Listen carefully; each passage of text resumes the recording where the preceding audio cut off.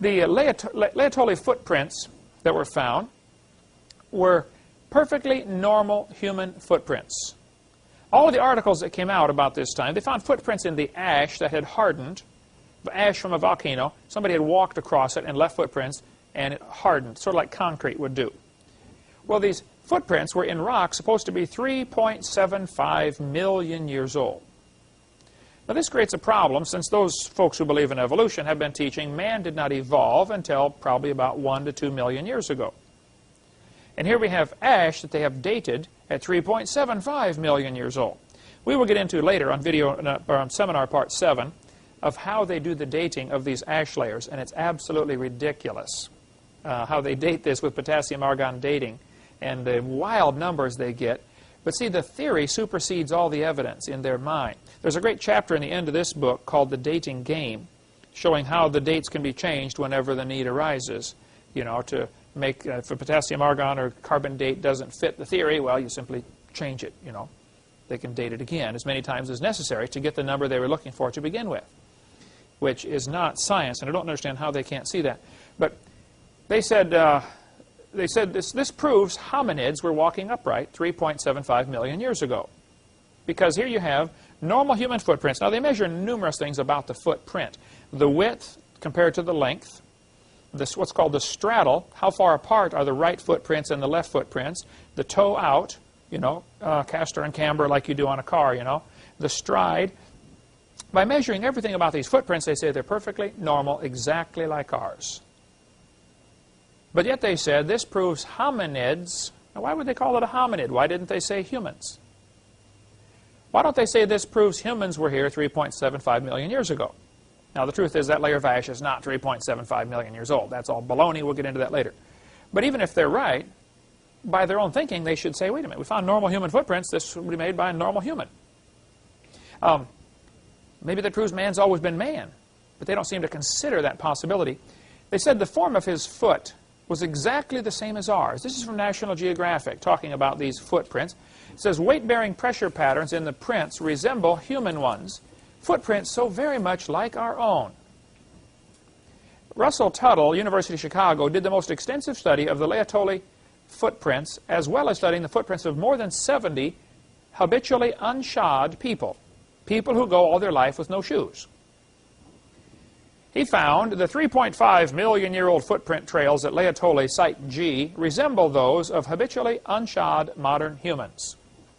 None of their features suggest that the Laetoli hominids were less capable bipeds than we are. What he's saying is, you compare these footprints with people who traditionally go without shoes, they look the same. He said, if the G footprints were not known to be so old, we could readily conclude they were made by a member of our own genus, Homo. Now, do you understand how the evolution prejudice destroys their normal thinking process?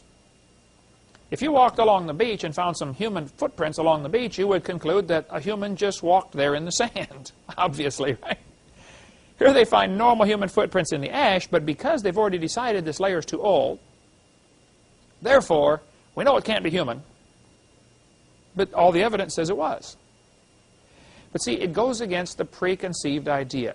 And this is an example, one of millions of examples that can be given of how evolution theory is protected against any evidence that might go against it. You would think a rational, logical thinking person would say, you know, maybe we should throw out the theory. Normally, in science, you get a theory, you gather evidence. If your evidence contradicts your theory, you throw the theory away and you get a new theory. That's the way it happens in all branches of science except paleontology when it comes to defending the theory of evolution. National Geographic drew a picture of dark-skinned, ape-like people on top of these footprints. Now understand, all they found were footprints. How would you know the color of their skin? One evolutionist got all upset with me and said, well, that's because this is Africa. They're dark-skinned over there. Well, maybe so.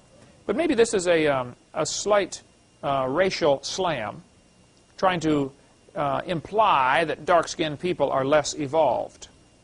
Hitler certainly believed that. Hitler thought the blacks were inferior to the Aryans, you know, the blonde-haired, blue-eyed Norwegians and Germans.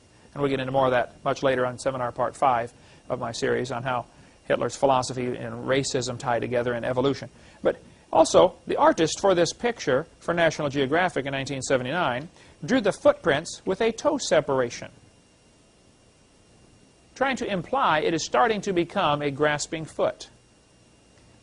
See, your footprint, you couldn't grasp a tree branch and hang upside down with your big toe on one side and your other toes on the other side. Monkeys can, of course. And they drew this picture by making the toe a little further over than was actually found, making a little separation. This is called propaganda in my book.